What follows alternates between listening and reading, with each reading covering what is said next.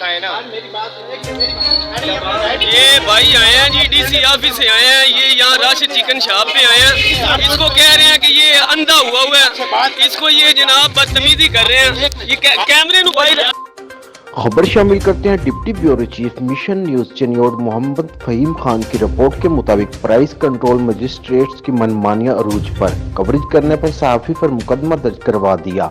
सहाफ़ी हल्कों के मुकदमे की पुरजोर मजम्मत, दुकानदारों को बगैर तारीख और मोहर वाली जुर्माने की रसीदें थमाने लगे।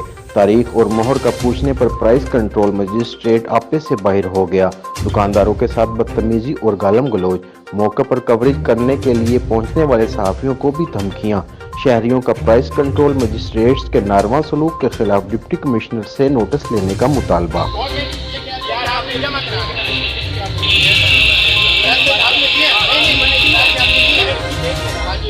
आपने ये तारीख मेरे कहने के बाद डाली है, मेरे ये